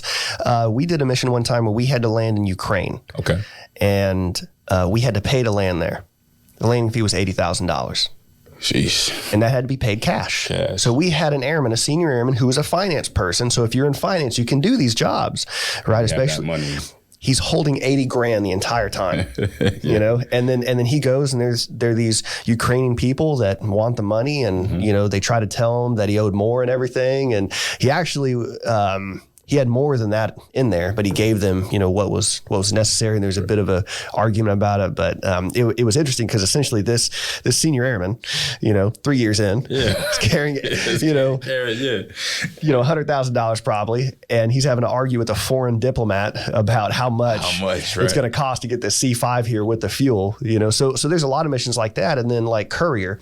So when we did the mission and anybody can sign up for courier, which is great. It's one of those jobs. about that job in my CDCs. I was like, how do I do that? DCS it's so great. But so sometimes you do jobs where, like Australia, they would send ideally 2 couriers to carry this one package. Now, these pallets, we didn't know what was on these pallets. They were all blacked out, right? The pilots probably knew, loadmasters did, but I didn't because I was just the flying mechanic, Gotcha. But everywhere the cargo went, they had to go with it. Well, when we got in Australia, those pallets had to be secured in a bunker. They had to sleep with the pallets. So they would bring 2 couriers, so one person could go out and hang out in Australia, the other one would come back, and the other one would go out. But No, when I was in Turkey, we had I want to say they were Marine couriers or either Army, but they same thing like that. They had to stay with that pallet the whole time. Sleep with it. Everything. So and even in Eglin, the 7 Special Forces, those guys, some of their classified cargo, they got to stay out there with, keep eyes on all the time. So the world of transportation, that's something I always say, man, that's never going to stop. There's always going to be something that has to get from point A to point B. Got to pick something up and put it down somewhere else. Exactly. Yeah. So being in the Air Force, I'm sure, and as a recruiter, I'm sure you get a lot of questions about like which branch is better and whatnot. My experience with the conditions from the different branches, I've got two stories I'll tell you. So we landed in Fort Campbell, Kentucky. We stayed on base. Okay. This is the base hotel, right? It's the same money that goes to an Air Force base, right? Right. We got substandard living pay for that because we were on an Army base. Substandard living pay because we're on an Army base. So that's actually true, So what do you tell people about the conditions of the Air Force? So honestly, they come to me with that. Like the Air Force does kind of sell itself. Yeah, they sell itself. Yeah. It sells itself. So applicants, they come in and they just say, I just kind of reaffirm what their preconceived notion already is, based off of my experience. So they just come in and just like, hey, like I already know the Air Force, that quality of living is like A, B, or C, or this. And all I do is I got a slideshow called The Reason I Joined the Air Force, right? And it just has like my deployment pictures up there, everywhere I've been, the bases. And I just give them tangible evidence of my experience of, this is where I stayed. This is the hotel I was at. This is the resort, 5-star resort I was able to travel to on leave when the Air Force is done. So they see that, and then I just kind of let that do the talking. I'm not going to, I don't say, because we're better than A, B, this branch, or we're better than that branch because of that. I just say, here's what my experience has been, and here's some pictures showing you my experience, and then it kind of reaffirms what they already, came into the office believing in the first place. Well, let me ask you this: what challenges do you have finding a quality candidate? So, and again, so for me, and again, I've been on the job, less than a year, so still, finding my way as far as this area specifically, Jackson County specifically. But it's going to be that academic capacity, right? That ASVAB score. If we're getting the qualified score, first of all. Yeah. And then I tend to go to, the physical elements there, the height and weight ratio would be next. And then any background influencers, so family situation, living situation, job situation currently that they have, those tend to be some factors that affect the recruiting process. But it's typically for the demographic that I'm usually talking to, which is 17 to, I'll say 21, 22-year-olds, because they're the ones that are trying to get that, that start in life. It's the ASVAB score. So, I pretty much am the coach, at that point. Okay, well, we got here. All right, well, now we know where we're at, and we have such and such amount of time to improve this score. So let's get these scores up. And I would say that would be number one. Do you have to put a lot of effort into helping people study and get up to... So that's the thing. I can't. So as a recruiter, I cannot. I can't do that. Me personally, I want to be able to be like, hey, look, here's a tutor. Go here. I make sure they're doing that. And then, hey, what about the? I can't. Right. Have it as conflict of interest. So what I do is I check in with them. I say, hey, I'm gonna call you. That's about all you can do. At this day, at this time, and all you can. I got to take your word for it if you're studying or not. Obviously we'll see eventually when they test. Yeah. But I try to just check in with them and make sure. just keep them accountable. You know, knowing that you're going to get a phone call from Sergeant Andrews, and he's going to ask you, "Are you studying?" You know. Yeah, I'm curious what as you continue to do this job, what it kind of reveals to you in terms of like the quality of candidates within the area. You know, every generation complains about the newest generation, right? You know, every person does, and I'll say this. I don't really have a problem with the newer generation. I think there's a lot to add from millennials and Gen Z and whatnot. I mean, I'm a millennial technically, so. But I had to teach an airman how to sign his name. He couldn't open a bank account because he didn't know how to sign his name. Yeah, and that's a weird challenge. So when I found out I was we're millennials, like you said, I didn't think we were millennials, right? So for a while, because for a while it was all like millennials are this, that, or the other, bad. Like, well, that can't be me. I was just like, sounds bad for those millennials. And then the article came out, and I realized that I was like, wait a minute, I'm a millennial, like, but so I would say, you know, Generation Z, and even some millennials, when it comes to the tech aspect, I mean, it's amazing because I'm texting these guys and girls, and you know they're getting back immediately. That's the world that we live in. You can give them a piece of technology, and they intuitively know how to operate it to a degree that you didn't know was possible at all. Yeah, right, exactly. Yeah. So that's one thing that definitely helps in recruiting. And I would say for me, so I guess people say that there's a sense of entitlement, right? In this generation, the new generation, it's like we want to be lauded, you know, for things probably not necessarily achieved yet, or you know, put on a pedestal. And I guess in my opinion, I would say that I think it's just I don't necessarily think it's they're you know, handed everything. I think it's just we're in the age where individual recognition is at an all-time high. Like being the celebration of an individual, of the uniqueness of you, the expression of who you are, is probably at an all-time high. And I kind of take that approach in recruiting. So, for instance, and it was actually my wife's idea. We have a backdrop in the office, says Team Blue. Team Blue, yeah, I've seen that. Yeah, so, and I wanted them to feel a sense of accomplishment once they made it into the Air Force, the delayed entry program.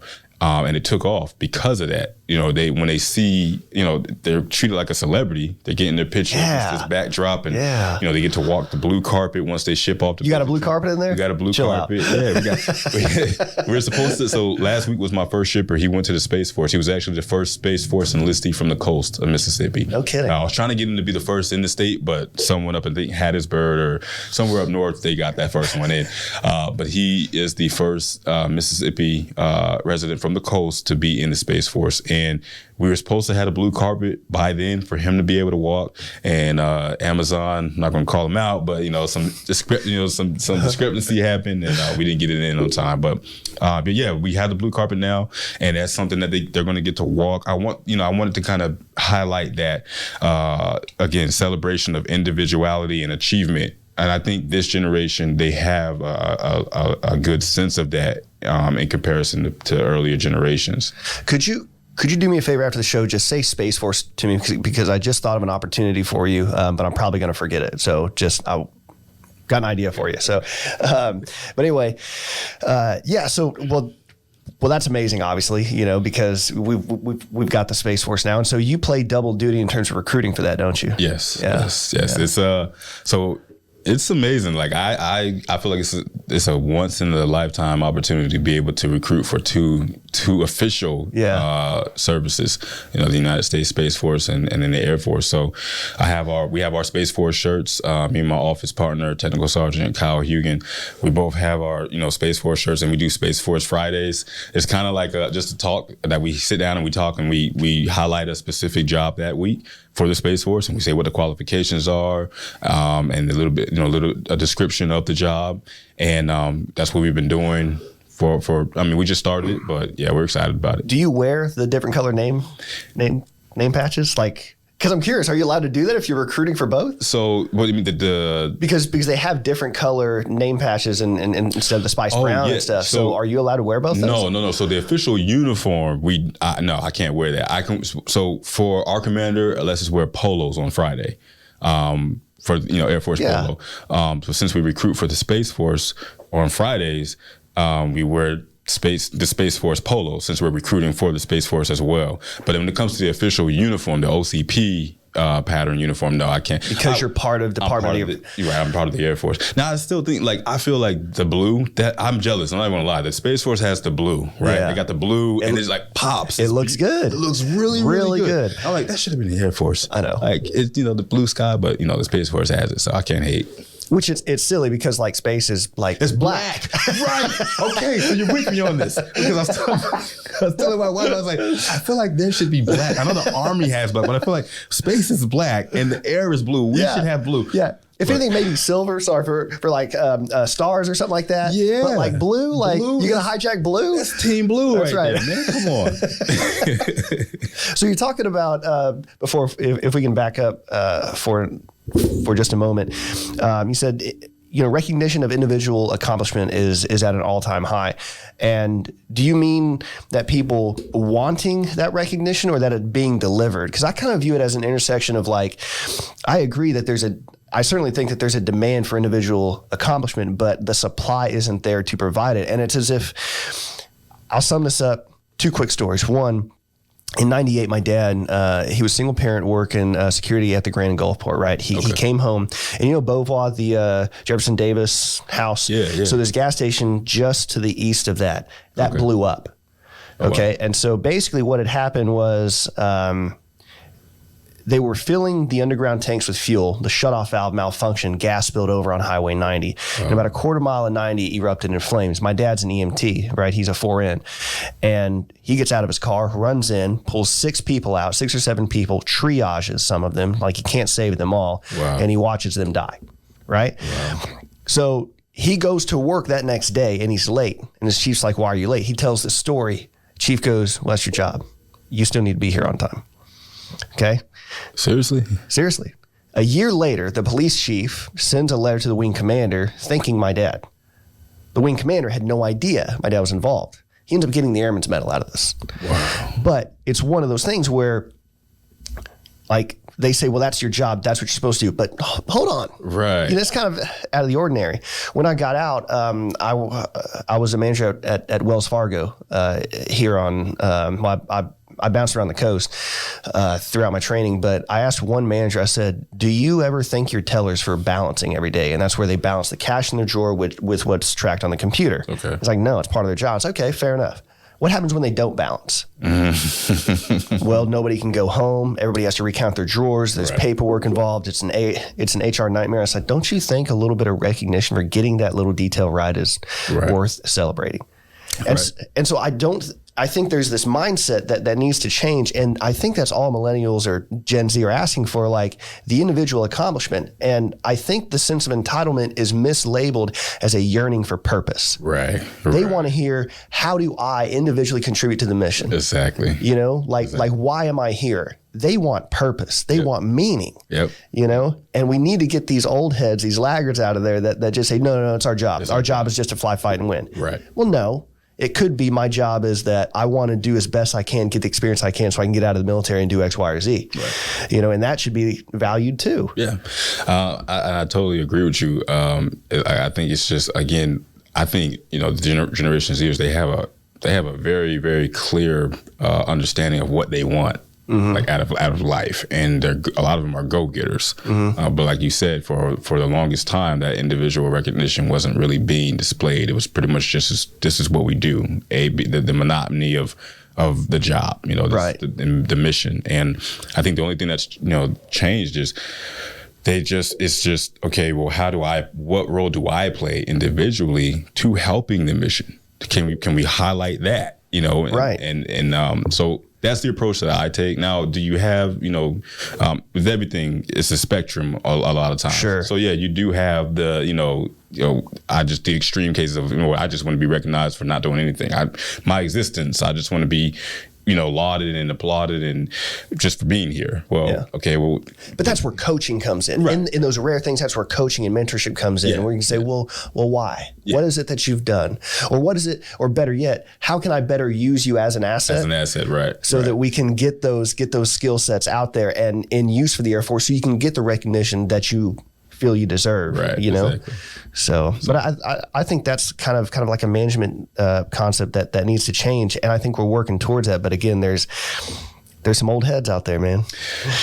I mean, with anything, there's going to be culture clashes, if you will. But I think the Air Force, definitely with the initiative that's being put in place now, which is accelerate, change, or lose, and that's being pushed by our Chief Master Sergeant of the Air Force, Bass, and Chief of Staff of the Air Force, General Brown.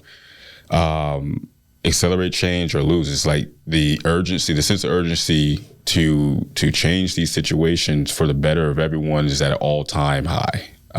Unlike I've seen in my short career, unlike anything I've seen in that time span. It's like this time around, it's just something different about it.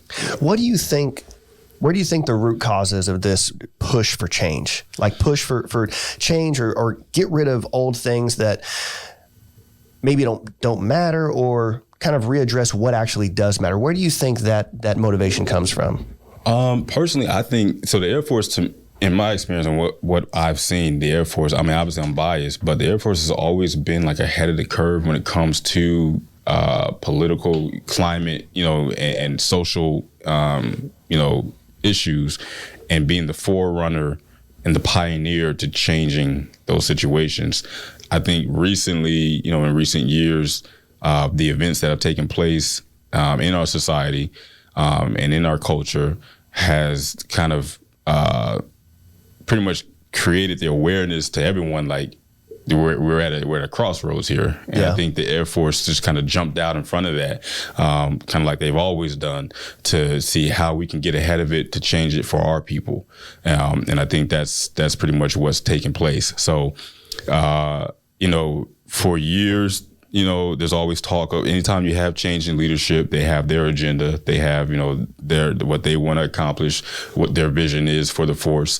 And, we get used to that. But I think this time around, it's collectively the leadership at top is all on the same page as far as, no, we really do have to make some serious 180s here. I definitely agree with that. I had this thought recently about, Chief Bass, all our senior leaders, they're up there. They might be the first generation of people, I would say Chief Wright as well, who have been in the Air Force during a time of 20 years of war. Yeah. And when you go and deploy, I don't know anybody that doesn't love deploying, because you just get to focus on the job. Right. All the externalities, all the details, the creases in the uniform, none of that matters. What matters is the job. And I can't help but wonder if 20 years of doing that, we're starting to look around at the world around us and say, does any of this, all this stuff that we're doing, actually have readiness value? And one of the recent changes we saw is that women are allowed to have their hair down, which I think is fantastic, because it's actually like a medical issue. Right. And there's other changes like that. I mean, what are your thoughts on sort of changes such as that, or maybe incorporating beards or what have you? So for the female aspect, I mean, I love it. I've known many females personally where, the migraine issue that exists, that's there, the acropecia or alopecia, however, I'm probably butchering it, but it's a real issue. And, the way they went about highlighting the issue and the problem, and then the solution that they brought to it, I think it's an amazing experience. Obviously, with anything new, there are going to be some a period where you got to kind of get used to the changes, and the regs might change a little later on to what it should look like, because I believe there's been I mean, it's new, so this is new for them and as well. So that ponytail is not going to be perfectly right at the middle of their back, or where I think right at the it's like right here at the top of the armpit. Top of the armpit, yeah. But the concept and the idea behind it, I think it's long overdue. To be honest, to just be totally honest with you, I mean, a lot of the regulations when it comes to dress and appearance, I do feel are, slightly outdated. Like, we have to adapt. The world changes, and we have to change with it. And I'll segue that into the Beard Action Plan that's gaining traction. So, as an individual, as an airman, I've had a shaving waiver from airman up until technical sergeant. And it affects black men more than it affects, like, say, white men too. So I would say, I can only speak on my personal experience. I've actually know Caucasian men where it affects them just like it affects me. But I had a shaving waiver. Okay. Yeah. That thick hair and you're constantly. Well, I'm a quarter Hispanic. I think that has something to do with it. Yeah. Okay. Yeah. Gotcha. Yeah. I think it was pseudofolliculitis. That's it. Yeah. Yep. And I had a topical gel for it. I had the cream for it, and I had the waiver with it. And I think for me, I was told, and the name doesn't matter. I was definitely told, hey, you'll never make master or you'll never make tech with a shaving waiver. I'm so glad you brought that up, because I was going to say, if it really is about, like, if a shaving waiver is okay, right? You mean to tell me that no senior leader in the history of the Air Force has ever had an issue shaving? Right. Because nobody has a beard, nobody has a shaving waiver if they're at that top level. And I talked to an officer one time and asked him about that. Mm-hmm. And he's like, well, you can't promote if you have a beard, if you have a shaving waiver. And apparently the med clinic has stuff that works really well, but it's expensive, and they only give it to senior leaders, officers, things of that nature. They have stuff that works, I believe. I think as an airman, I was erroneously given that because the bumps went away, and then they didn't have it anymore, and so the bumps came back. Yeah, the bumps came back, and I had to get the waiver. Yeah. So what I've done is just trying to, electric. I had the clippers. Yeah. And then every other day, because for me it has to grow out for me to get a clean shave, because I can't with razors. Now it's bumps all over. It's like pickles. Yeah. So, pickles. Yeah, it's all over the face. I've never heard someone describe it as pickles. But yeah, I had. That's the technique that I went to as well. But the problem was that I had one of those bronze self-cleaning things. Okay. But I had to remove the fluid because it had perfume in it, and that's what did it for me. But when I went to straight alcohol, rubbing alcohol, right. Not like putting Don Julio washing out my. But yeah, so there's a lot. So I had this situation when I was in Georgia, and it wasn't really a situation, but there were airmen in the break room talking about how they should get paid more to manage their hair. It was a senior airman, a young black woman, who was saying she should get paid more in order to put her hair in compliance with regs. Now, naturally, my first reaction was like why, right? And so I asked, could you explain that to me? Because it. I don't get it. Right. And I didn't realize, and when you think about it, the regulations are written for people of Western descent, like that type of hair. It's a different type of hair. And so to actually do that, the money that is invested in getting hair, we'll say in compliance, is substantial, and it can be very substantial. Yeah. And it forced me to realize at that point, we need to redefine kind of the regulations in terms of who were they designed to include? Right. Because we're evolving regulations that were designed to fit a particular type of hairstyle, a particular type of individual. Exactly. And that has changed dramatically. Absolutely. And so it was interesting because it was like a month and a half later, the Congressional Black Caucus had gotten together and penned some open letters to the service chief saying, you need to change this. Now, I don't know if she knew that beforehand. That's why it was a topic of discussion at work. But after that conversation, I was like, yeah, absolutely. Because that's not fair. You're essentially making less money because of the style, because your hair that you can do nothing about. Right, which you have to maintain. Yeah, exactly. Yeah.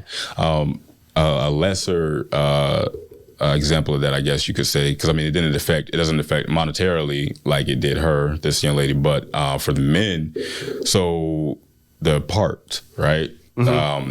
before, like I was just like, how come, we can't have a part? Well, you can, it's just, you got to follow the regs. Well, if you read the regs, you can't have a hard part. Right. And it has to be natural, right? Yeah. For men of African-American descent to have a natural part, we have to grow our hair out. Like we would exceed the regulation for length and bulk to be able to part our hair naturally. I see. Yeah. So and this was for years. Yeah, but, you're right. Like that changed. I think that changed just after I got out. I got out 2019. Okay. So. Yeah. No, it did. Yeah. Because 2020, after I graduated recruiter school, it had changed, and I got a part. I went straight to the barber.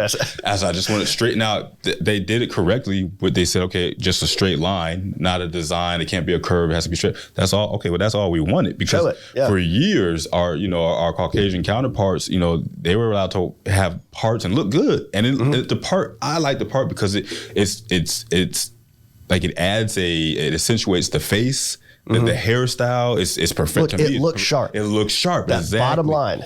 And if we're going to define the image of professionalism with the word sharp, there you go. Right. I've been elated recently with the regulation changes, because it is a true reflection of our Air Force. Yeah, we're a diverse bunch. Let's celebrate our diversity. Let's 100%. Celebrate our what makes us unique. And I think that's what makes us great. We're better together. We need each other. Oh yeah. So if you just kind of have the regs, conform for one specific group, then again, like that just brings division, I feel. So definitely excited. So it's funny, when I got to Hurlburt, this was like a thing. Now, me personally, everyone did a hard part in their hair. It's not something I cater to enforce, honestly, for that reason, because they all look good in it. Yeah. And they weren't abusing it. I was like, no, I'll let it go. We got a new chief in, Herbert Hayes, great dude, love him to death. And he was very much a compliance first person. I am too, but not on the hard part. Gotcha. I didn't care about it, right? Because it didn't add anything to readiness. Right. It doesn't affect the mission at all. The mission, right. And frankly, it looked good. So he went to the barber that did all the hard parts for everyone in the tower and said, if you get any one of my airmen in here, you do not part their hair. Oh wow! Got really serious. Hardcore. So after I got out, well, he got his hair cut there too, and so he made it a point. It was a good little spot in Navarre, Florida, near the Walmart. But the funny thing was when that changed, I got texts because I was out. And so the airmen that I used to work with were like, hey, we get a hard part. I said, everybody needs a hard part. Yeah. Even the women, get a hard part. Oh man, absolutely. I sent her a picture the day that I was able to have one. And did it look better? Yeah. Oh yeah, she loves it. So yeah, that's amazing. That's a funny story though. It's like everybody, and it's funny that they all hit you up. Like they all, even though you were out, they were just like, he needs to know. He needs to know. But love those people. But so let's talk about Team Blue, man. Now you went somewhat viral here recently. Yeah. Old Chief Bass kind of shouted you out. So none of this is me. I have to give all this credit to I call it my PA team. So my squadron. So when I first got to my squadron, which is based out of Maxwell, Alabama. And I told my wife, so she was the first one to know like the vision I had. I felt like recruiting was going to allow me to be creative, like use my God-given gifts and talents to recruit. And so I said, hey, baby, if my leadership lets me, this is what I have planned. Like, this is what I want to do. What do you think? And she was like, I think that's a great idea. Like, if they let you and they give you that green light, go with it. So at my orientation, when I was in processing, sat down, talked to, I didn't get to talk to the commander or the chief. They weren't there at the time, but I talked to my pro suit and my production superintendent, and to let them know, hey, sir, like this is a vision that I have, and I just want to, have my leadership's backing on it. Like, do you guys have a problem with this? And he was like, go for it. So when he gave me the green light and my leadership gave me the green light, then I started getting to work. So how long did it take you to write it? Like, what was it, a day? maybe like a day and a half. So what because you incorporate a lot of stuff in there, the different states, the bases, you know. And So the thing is, I was supposed to be a rapper, right? Like back when I was young, everybody thought they were going to make it in music. So I come from a background in music. My father is he plays a guitar. We all sing. Well, let's face it, Georgia is home to so much music history. It's the hip hop capital of the East Coast, in my opinion. Yeah. You know, especially it's the capital certainly of Southern hip hop. Absolutely. You know, so. Yeah. And our city where we're from, me and my wife, is Ray Charles' birthplace. Oh, really? So the Ray Charles Monument is in downtown Albany, Georgia. So yeah, that's amazing. Yeah. So I heard the beat first. You're good. You're good. Heard the beat first, and then I sent it to her. So you made your own beats. So no. Gotcha. I just like search. You know. Yeah, there's license free music. My right. Yeah, my intro song is license free music. So got that down, and then I asked her what she thought about it. She thought it was hot. I was like, man, I feel like this is it right here. This is the vibe I want to go with. And then I just went home, and then she knows my creative process. Like she's so understanding. My wife is like because she already knows. Like once I get in the zone, like she'll get the baby, she'll get my stepdaughter, and they go in the whole other side of the house, and they let me just kind of work. So do you have a mini studio at the house? No, not a mini studio or anything, just a room. So the studio I used, he's on Instagram, his name's Vinny Beats, but his name's Asher. I forgot his last name, but he's in Gulfport. So what happened was when she put everything together. Like I took everything. I'm telling you, when I have a support team, I have a support team. So she found the studios in the local area. She narrowed it down to location, like in how far they were from us. Did the cost comparison, all that, and then she let me write. So it was just my job to write, right? So once I had the song written. Then the video ideas I was like, okay, I want to go here, I want to go here, I want to go here. She was like, okay, well, if we're trying to go here, we need to go around this time because traffic, and we need to get to the comms area around this time. Yeah. So she did all that, and then she recorded it, like everything, and then I would look and see if it matched the vision I had in my head to begin with, and then what a tough process it is, because like you're the only one that can see your mind's eye. Yeah, you know what I mean, and there's obviously some patience that has to be had because they can't see that, and the best you can do is try to communicate it, but it's so difficult to convey like scenery, a setting, a vision, a feeling. It's very difficult. So I know she gets frustrated sometimes because I'm like, we got to do it again. But she allows me to have that. So the product comes out. And then my leadership, man, oh man, like they're the ones that I call them, they were the PR team. Like they hit the ground running, posting it everywhere. I definitely want to give a special shout out to Sergeant Smiling, man, Janelle Smiling. Like she and my pro suit, Senior Master Sergeant Storman, Jeff Storman, these guys, man, they went to work for me, like as far as putting it out there for it to even get elevated and become visible to AETC, which caught hold of it, and then it went up there to Chief Bass, and I was just like, did you think it would get that far? No, I never. So the thing is, I had the song. The song was already written, but it was for my kids, like Jackson County High School. Mm-hmm. I made it to go along with my presentation, my PowerPoint. Because everybody goes in these classrooms and they go, how you doing, boys and girls? I'm Sergeant so-and-so, and I want to talk to you about the benefits of the Air Force. And it's PowerPoint by death, right? And I just didn't want to be the same, man. I just wanted to be different. And I was like, okay, well, what's going to catch these kids' ears and eyes? And so I made the song for them. What happened was I made the song. I didn't do the video, right? I just made the song. I didn't finish it completely, but I had it like for the most part. But I was like, that's down the road. It's for my kids. I'm gonna get it done eventually and record it somewhere. Well, what happened was an individual by the name of Jody Reed, who's in the Air Force, has a YouTube channel called Jody with a Y, and it's basically because he's a recruiter, and he was a former Tier 1 recruiter, meaning production recruiter, street recruiter. And so he has a YouTube channel where he's answering questions about the recruiting process, what MEPS is like, what your first base could possibly be like, what's the process of signing up. So he started a challenge called the Air Force Bars Challenge. So it was basically you had to spit a rap about the benefits of the Air Force, and then the rules were you couldn't couldn't cuss, you had to represent the Air Force in a positive light, and you had to go hard. Those were the only 3 rules, right? So this challenge kind of took off. And what happened was my pro suit, Sergeant Storman, was like, "Are you doing this challenge?" So I was just like, "Yeah, okay, I'll do it." But I still wasn't gonna use my song for it though. That was still for my kids, right? So at the time, these are still 2 separate projects.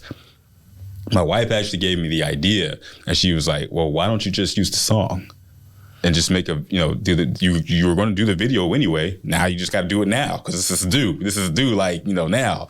So that's what started everything. I was like, okay, so finish the song. Then that changed it a little bit because I was like, man, this is a bars challenge. You gotta come with it now. Come with it. Right. So I was like, man, let's get the car washed. I want my car, my car. So that's how I bought the car last year, and that's how I sold it to her. Letting me get it was I'm about to be a recruiter. And it's gonna be blue, Air Force blue. I'm gonna put the Air Force on. It's gonna recruit for me, babe. That's how I sold it. And did you buy that? She bought it. She said, look, she knew you were going to get it anyway. She just making you work for it, right? Yeah. It's another play in the book. She let me have it. Yeah, she let me have it. So I was like, baby, we got to get the car in it, and we got to, spruce it up a little bit. So that's what happened. It was just perfect timing. Yeah. My leadership team, man, they put that thing out there and it took off. So yeah. Well, it's a great video. I ran across it and I forget exactly what I saw in the video. I thought like, oh, he's got to be local. I saw something in there. I can't remember what it was. Yeah, I wanted to highlight the area. So it was, that's right. I saw So I put the beach there, I put the lighthouse, Gulfport sign. Yeah. And I was like, oh, he's got to be local. Yeah. And then that's when I reached out to you. I'm glad I did. Yeah, no, I'm glad you did too. It's just the response from it was just overwhelming. Yeah. And it's just been a blessing. It really just has been a blessing. And so are you going to continue that media kind of content production? Yeah. I have actually, so the thing was, I've actually done like a couple of videos before that one. They were all like skits though, like comedic skits, pertaining to like how to enlist in the Air Force. And that got visibility on those. Like that, the music video brought the views to the YouTube channel, and that actually picked up. So now it's like, okay, well, what's next? But I'm definitely going to continue. Now I can continue, my rapping in there, some songs down the road, and just whatever gifts I can use to help me recruit is what I'm going to do. So, well, man, what's great is that because of technology, it's lowered the cost of like production equipment, like like this podcast here, like this is accessible to people because of the low cost of things. And I ran into a young lady in Pensacola who puts out videos and she raps and whatnot, and high quality stuff. She's very talented. And it's like in the 90s, you'd be paying $25,000 an hour in order to be able to do this, but people can put out high quality stuff now. So yeah, by all means, continue the passion. Never know where it's going to lead to. This is absolutely. And I made that video. So we're actually discussing this, my wife and I, but in that video is all done by the iPhone. That is all iPhone. And there's an app, the editing, all that. The only thing we went outside for was the studio to record the actual song, but that was it. So I told her the next stage I want to take it is, we're going to buy a camera.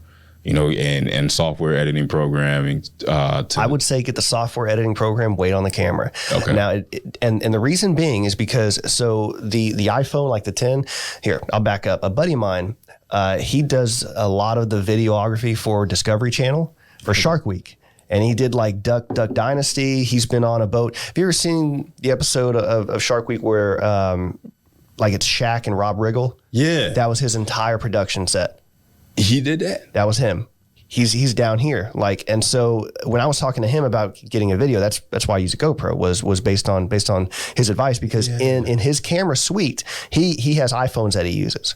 Wow. Now he's got the big rigs as well on the gimbals and whatnot, but right. He was telling me if you've seen like an action movie in the past 5 years, you've seen video taken off of an iPhone. That's crazy. So that GoPros as well. So GoPros and iPhones. So we might have to. Okay, because I'm thinking, and you're not the first person to tell me that though. Yeah, I've been told like, it's not really the camera, man. It's the software you have, like what you put. It's not the lens so much as it's the editing software and things of that nature. So yeah, I mean, get the software down. You can fix a lot of things in post production. You need a computer for it. Like I'm kind of running my computer like at its limits. Oh, okay. I definitely need a bigger computer.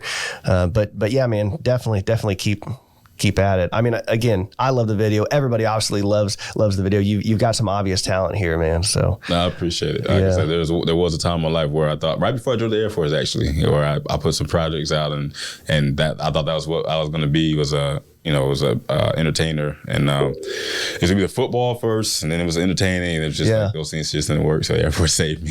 The Air Force saved me, gave me. Well, look, man, you go through it and you grow through it, and definitely, and that's the key there. So what's next for you?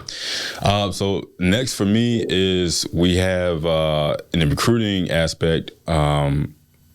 Couple of school visits. So next week I'll be at Pascagoula High School, reaching out there. We were just at Van Cleve last week, and then St. Martin this past week for ASVAB testing or whatnot. But I feel that I now have a solid relationship with the community and the schools, and I just want to continue to nurture that and to grow that. We have an event coming up in May, a beach bash event with the young men and women we already have in our program that have already enlisted, but just to have an activity event out on the beach, and to kind of draw in some interest there from applicants and just people in general. So definitely working on that. And down the road, just a lot down in the docket. Me and my office partner, man, I really feel like I walked into the best situation the Air Force could have possibly created for me here. It's just, I feel like this is home. I've never been to this. Is a great area. Yeah, it really is. Amazing. Yeah. It's amazing. Yeah. There's a recruiter who is actually from this area, Sergeant Matthew Davis, amazing guy, man. I call this guy my OG. Like we've never met in person. Like but he's from here, so he's coming down here. I've got a couple of those friends, and you just click online somehow, just click. Like he was just like, man, I recognize someone who really, like, I recognize a real one when I see it. He's like, you have that passion, like that pure, genuine passion and drive, and we just been like, so he's been kind of helping me just from a distance, like, hey man, make sure you keep your leads organized and things of that nature. And then obviously like my flight chief, Sergeant Phelps, man, Sergeant Ryan Phelps, that guy, I mean, I'm a rookie, right? He's basically pushing me to like, no, you're not a rookie. Like you can handle this. And he's giving me that confidence to just go all out and giving me that leeway to be myself. And I think that's really helped. Look, I mean, it's probably the most common theme here, and I don't want to, keep you too long, but man, it seems to be a recurring thing that you're surprised by people seeing something in you. Yeah, I got it. I don't know. But why? I mean, you seem to be on the upper end of the successful distribution on most things you do. I mean, at what point are you going to allow yourself to have some credit for being the stud that you are? I think it stems from when I was younger, and she's laughing because she kind of knows the story. So that transformation, right? Like from high school to like young adult, like I was premature. I was born premature, baby. Okay. So like puberty, all that came late, and so I don't know. It's just like once everything clicked and I became who I am, and everybody just thought I was a stud. Like, well, okay, but on the interior though, I'm still like this humble. Like I don't, like the spotlight. Everybody advanced before you, and you're always like before me, right? In your formidable years when you're discovering the world, and your place in the world. Wow, that's amazing. So it's like when everything happened, it's just not who I am, and that's why I knew she was the one for me, because like back when I was 5'7", nobody. She showed interest, that hasn't changed. So I think I am starting to realize though, the good I can do for others, and I told her like, as long as I can help others, like get reach where they're trying to go or positively affect them, man, like that's I think that's what I'm here for. I think it was Jim Carrey who said the effect you have on others is the greatest currency you'll ever have. Yeah. And actually, I know that quote well. Yeah, and I think that's my purpose here. So if I can do that, then hey, mission accomplished. There you go. Yes, I love it, my dude. All right. Well, look, I've had a blast talking to you. We killed some time in here. We killed some time. That was fantastic. Yeah. But look, how can people get in touch with you if they want to? If you're trying to, if you have any questions just about the Air Force in general, they can contact me at my cell phone number, 334-451-2692. They can also contact me through email, or the best way to actually be social media. So if you go to Facebook and just type in TSGT, Technical Sergeant Christen Andrews, I come up there. If you're on Instagram, if you just go SGT, Sergeant Drews, okay. _ And then pretty much every other social media platform, I'm Sergeant Drews on there too. Okay. But the best way would probably just be through text at my telephone number, my cell phone number. And I'll put whatever information that you want on the post as well as on the website, so people can get in touch with you, man. Righteous. So, but yeah, look, if I can help you in any way with what you're doing, whether it be the platform or maybe the network that I have down here, let me know. Love to help you. I really appreciate that. Yeah. Wow. No problem. It's been fantastic talking to you, man. And good luck and keep pumping out those videos, man. Absolutely. Thank you so much. I appreciate the opportunity. Yeah. Allowing me to come on today. Oh, too. Easy stuff, man. Easy stuff. All right, everybody. We'll see you. That's it, man. That was awesome.